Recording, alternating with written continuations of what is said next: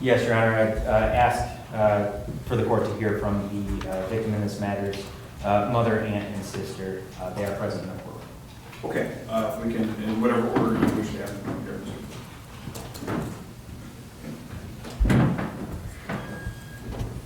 Mr. Your Honor, may they all approach the podium? The man.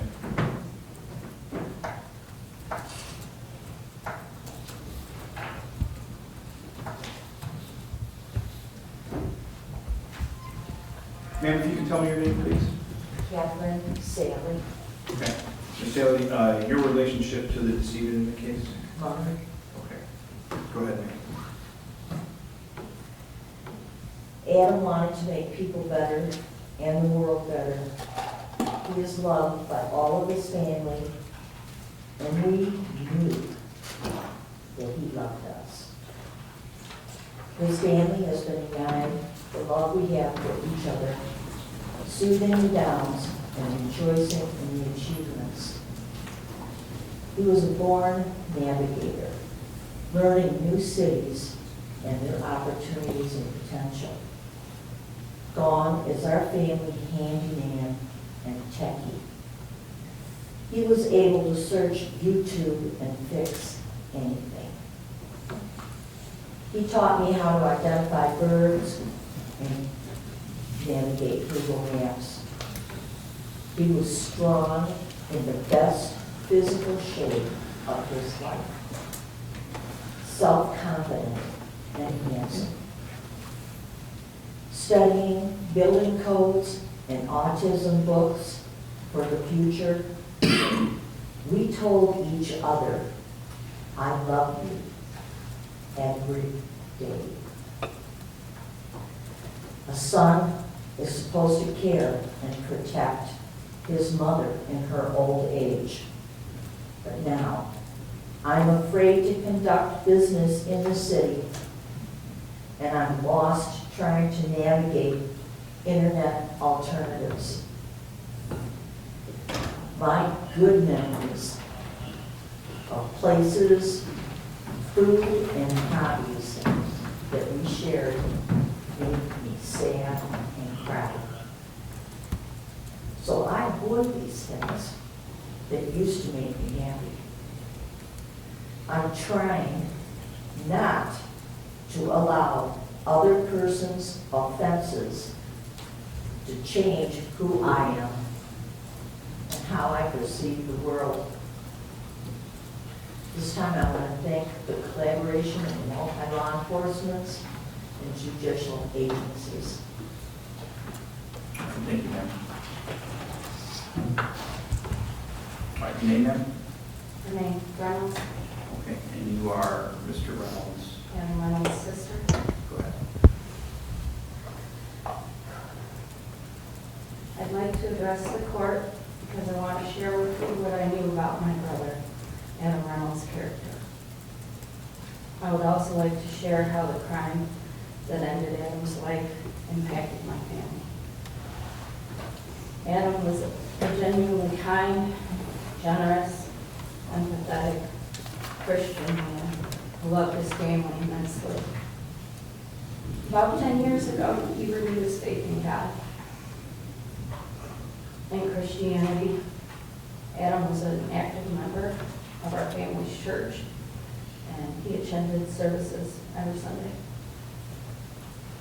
He was passionate about evangelism and would often tell me that he made his daily choices based on what he felt with conviction was the right and Christian thing to do. Adam believed in treating others with kindness, compassion, and generosity without judgment, and would frequently go out of his way to help people who had fallen on hard times.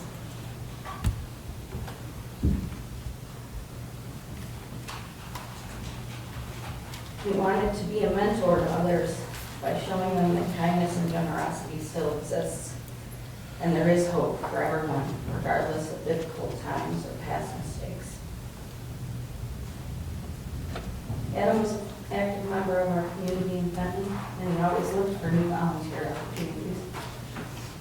He was interested in giving back to the community and investing in our community. He was well known and well liked by everyone in England. Adam loved animals, reading, gardening, music, kayaking, bike riding, bird watching. We spoke on the phone regularly and we visited often. I missed being able to go visit him, or he would make me a cup of tea with some helpful benefits, no doubt, and offer me the latest smoothie recipe he was trying out. I missed sitting with him and watching the birds, where he would tell me all their names and what type of bird seed each one liked the most. I missed talking about what flowers and vegetables he was growing in his garden or discussing the latest books we had read. I missed our conversations about the upcoming community events and which ones we were planning on attending or participating in. I miss talking to him about my children and their latest interests or accomplishments. He was such a proud uncle. I miss having dinner with him and my mother, my grandmother, which we did regularly. He was usually the chef, trying out his latest recipes and always being so attentive to each of our dietary needs. Believe it or not, I'm actually going to miss him nagging my mother about being mindful to decrease her salt intake. I miss being able to call him for advice or home maintenance issues or car troubles. Lord knows those are never ending. He was always fixing things on my car or my home or for my kids. I miss his laughter and the stories we would share on the holidays. Lastly, I miss praying with him. He was always so good about that. Anytime I brought anything I was struggling up with him, he would say, "Let's pray about that, sister." And we would right now and there. We'd pray in the moment. It always stands out in my memories what a good grandson Adam was. He was so good about keeping in touch with our grandparents and spending time with them. I can't count how many times we took our grandmothers or great-grandmother out to lunch or on excursions like shopping, thrifting, walks in the park, the garden, or in the nursery. Also, if our grandparents needed something fixed or had an electronic that they couldn't figure out, we always came to their aid. As I said in the beginning of the statement, Adam was a genuinely kind, generous, empathetic Christian man who loved his family immensely. It's the little things that I miss the most. As it turns out, the little things are the big things after all. Here's the challenge for me and my family. The little things are part of our lives every day. And therefore, every single day, we are reminded of my brother's absence. Every day, we are impacted by the tragedy that he's gone.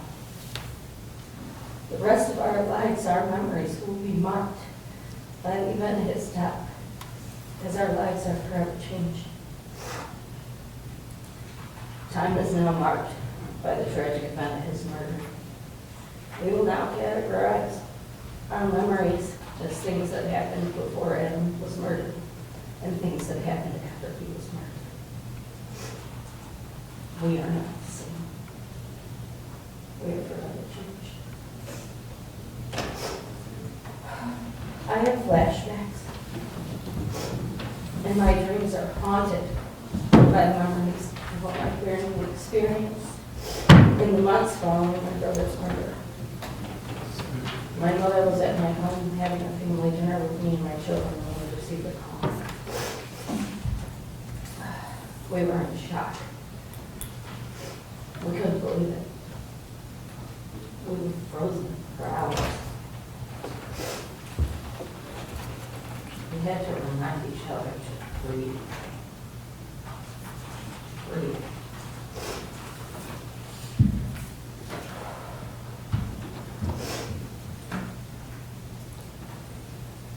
My mother was so full of fear that she did not feel safe enough to return home for several weeks.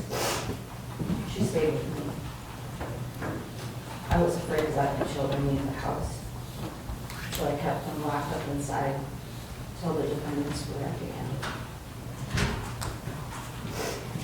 I never imagined that there would come a day when I would feel it was unsafe to allow my children to play in my own yard with me there supervising them.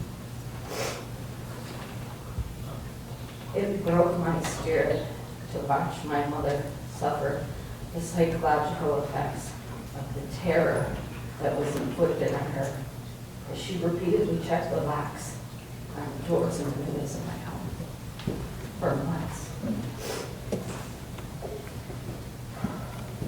When my mother was finally comfortable enough to return to her home, it was only with a local police escort and her family staying there for an extended period of time.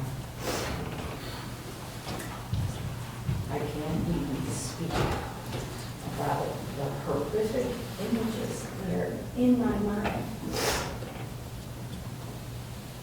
when I imagine the details of how my brother suffered the gruesome violence of this crime. My plea to the court is for you to assign the maximum sentence. Thank you. Thank you.